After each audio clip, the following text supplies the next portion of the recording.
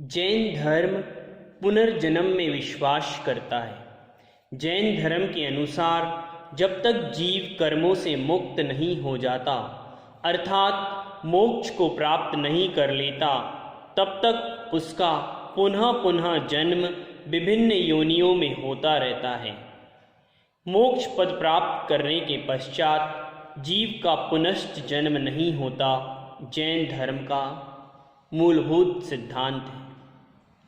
आज के वैज्ञानिक युग में पुनर्जन्म के समाचार यदा कदा प्रकाशित होते रहते हैं। कुछ बच्चे अपने पूर्व जन्म के माता पिता, पत्नी, गांव, मित्र आदि के नाम भी बता देते हैं और संबंधित ग्राम में जाकर उन्हें पहचान भी लेते हैं। इससे यह स्पष्ट होता है कि पुनर्जन्म होता है। यह भी जानने योग्य है कि यह आवश्यक नहीं कि मनुष्य मरकर मनुष्य गति में ही जन्म ले, वह अपने कर्मों के अनुसार किसी भी गति में जन्म ले सकता है। इसीलिए जैन दर्शन पुनर्जन्म में भी विश्वास रखता है। जन्म और मरण के बीच में होने वाली गति विग्रह गति कहलाती है। विग्रह यानी शरीर।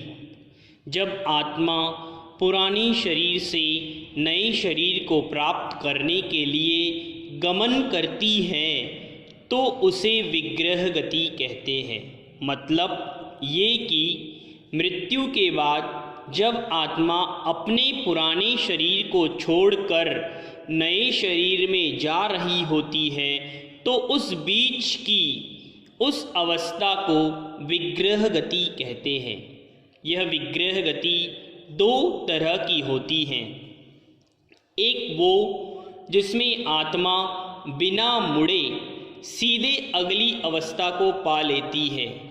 दूसरी वो जिसमें आत्मा अपनी दूसरी अवस्था को पाने के लिए मोड़ लेती है।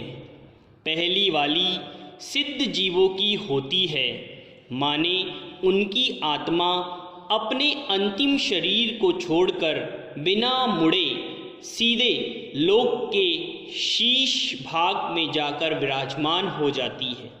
ऐसा करने में एक समय का वक्त लगता है। बाकी संसारी जीवों की विग्रह गति मोड़ सहित होती है।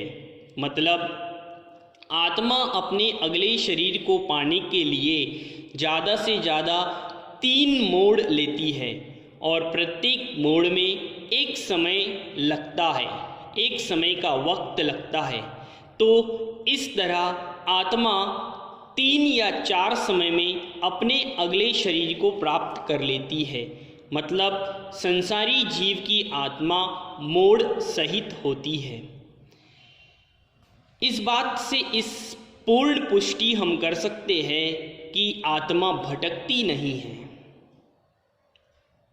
एवं हमें भी उस प्रथम विग्रह गति को प्राप्त करने का अवसर मिले हमारी जीवन में। इसी भावना के साथ आप तक हमने यह जानकारी दी है।